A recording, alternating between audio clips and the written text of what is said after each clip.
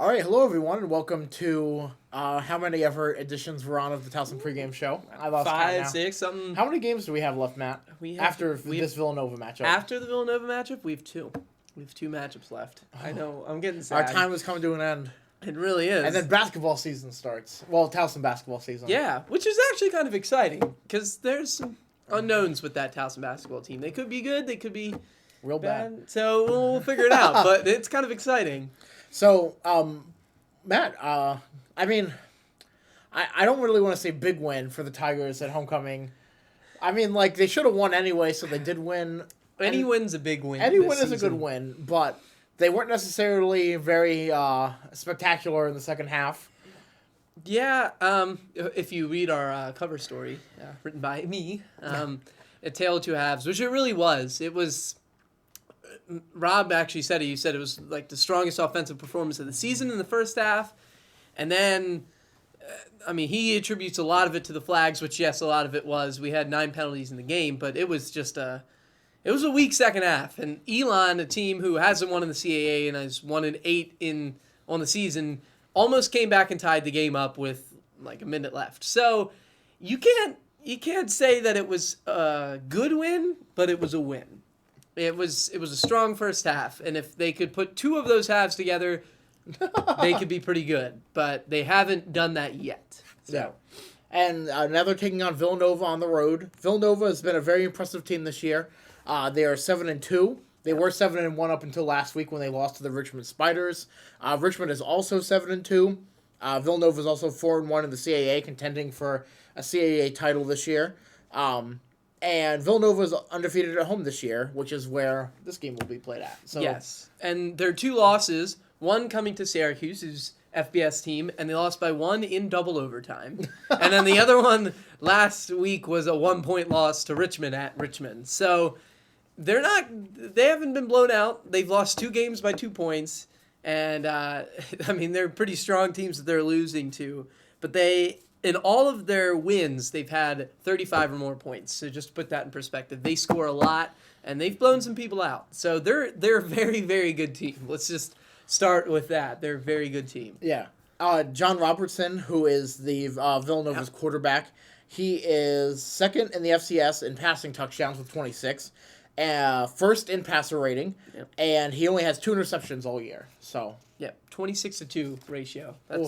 That's very good. And add on the fact that he has 586 rushing yards and 5 rushing touchdowns. He's a dual-threat quarterback, which, if you've watched Towson football in the last couple years, they've played Villanova before, and they've played John Robertson before, and he tore us up last year. And I don't know if we were not ready for it or if he's just that talented, but he is literally one of the best players in the nation, FCS-wise.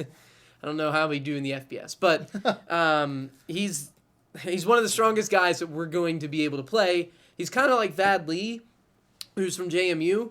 Now, who destroyed Towson? Yeah, it was 62-7, and I saw it and I said, well, if we do what we did against Vad Lee to John Robertson, it could go that way again.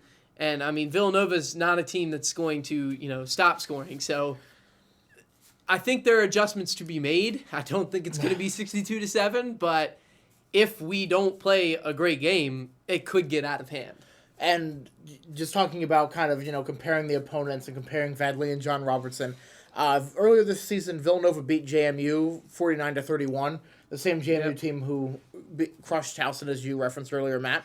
Towson also lost to Maine this year, and Villanova beat Maine 41-20. So they're good. They're good. Now, I think there are things that we have done better in these past 2 weeks.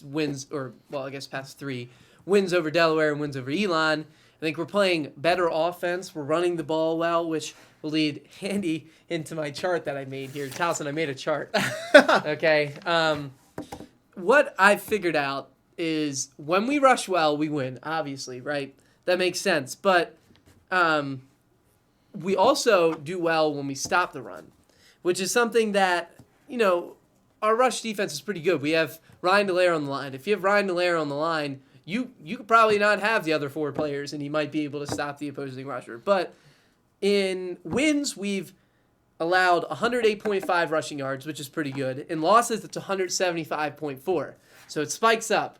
And you're playing this Villanova rush defense, which is 16th best in the FCS. You got John Robertson, who's running all over the place. They have some good running backs, too.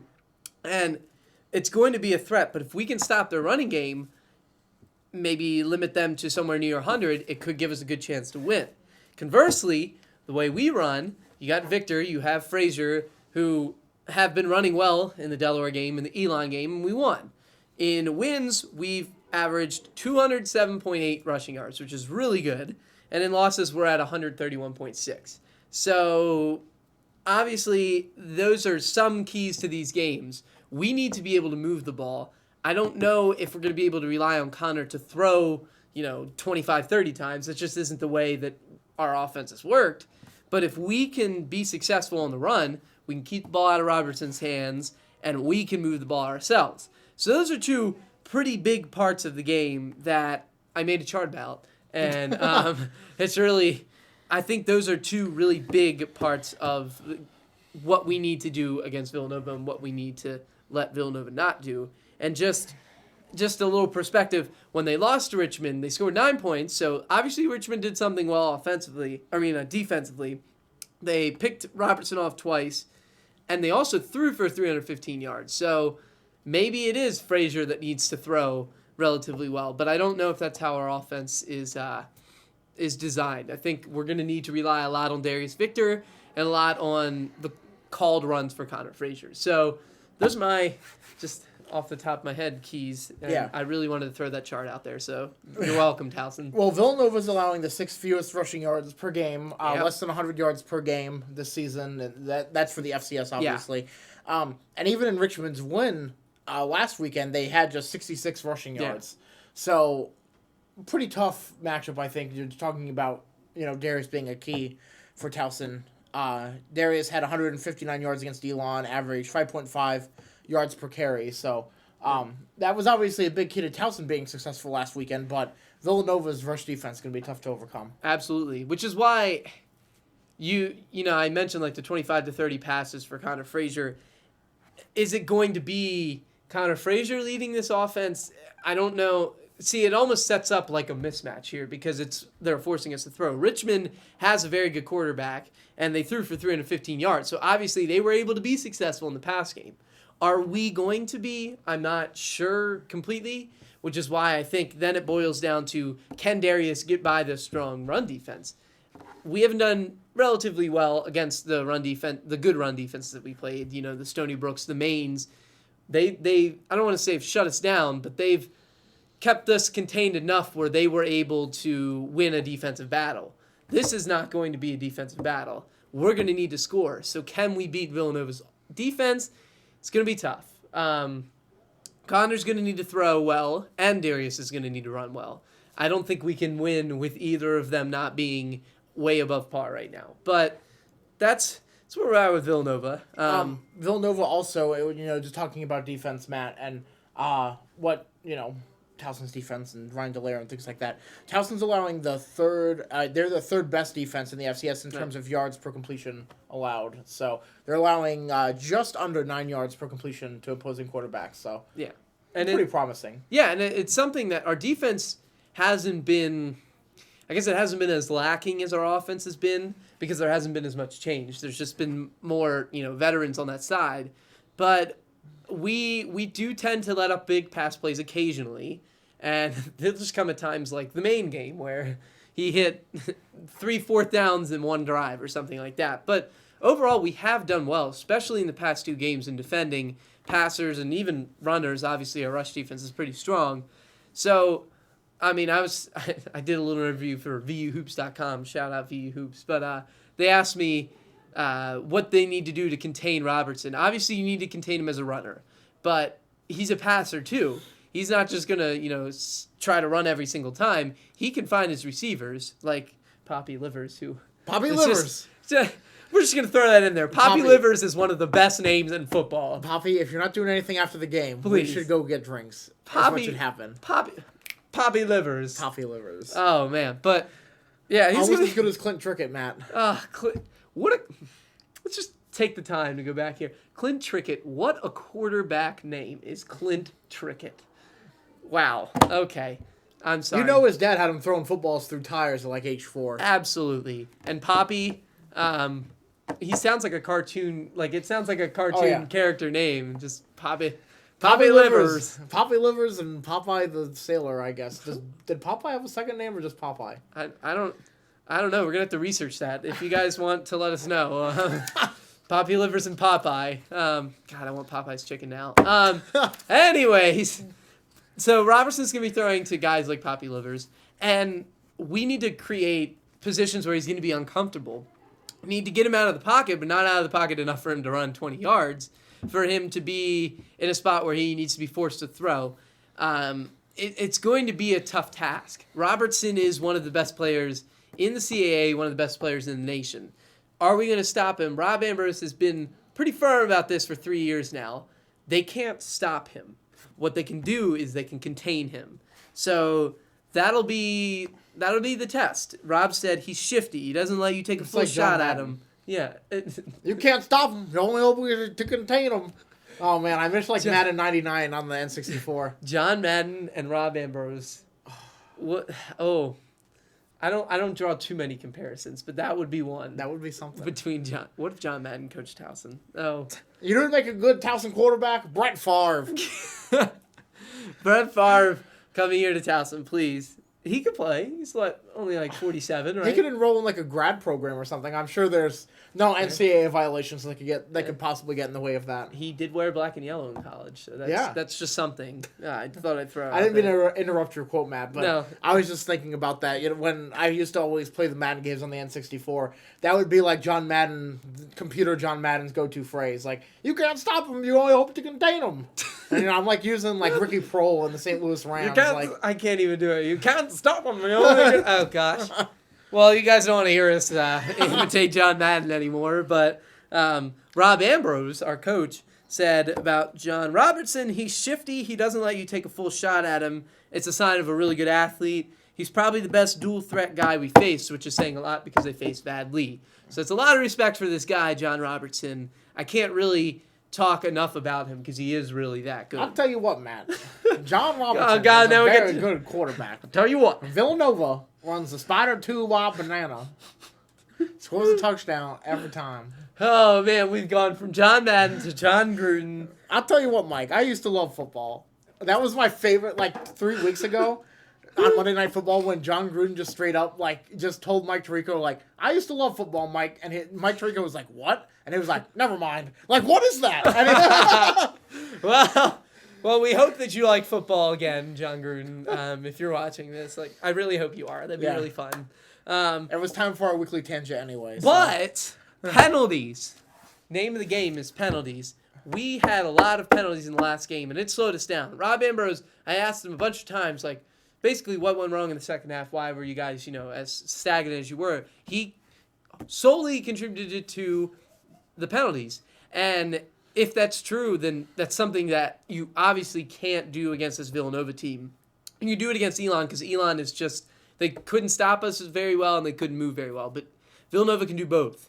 So these penalties, we're going to have to keep them under 5 for us to be able to, move the ball the way we want to and keep it out of Villanova's hands. So that's just another key to the game that we need to do to be able to be competitive. Mm-hmm. Just kind of a fun and quirky stat here when I was perusing I love fun and quirky stats. So I always think it's really funny to look at the number of fumble recoveries that players have because it's actually the most random statistic in like all of sports almost. Yeah, it's definitely random. And there was this piece on Grantland, Bill Simmons' website. Bill might be in a little bit of hot water, so maybe it won't be his for much longer. We'll miss you. But I was reading this piece by Bill Barnwell on Grantland, and he was talking about the teams that are actually the luckiest and unluckiest in the NFL.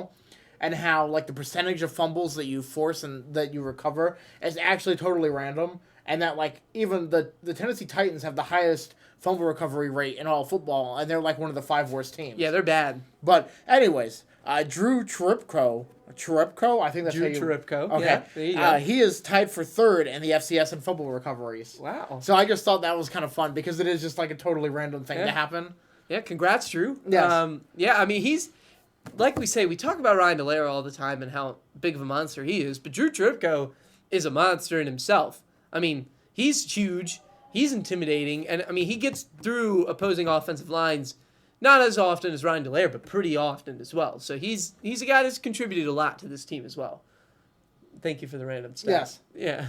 So that's all the stuff I wanted to cover. Oh, I lied. There's one more thing I wanted to cover. Okay. Real quick, just before the homecoming game, we talked about red zone success. Yes. For the Tigers, they were only 3 for 5 on red zone chances against Elon. Yeah.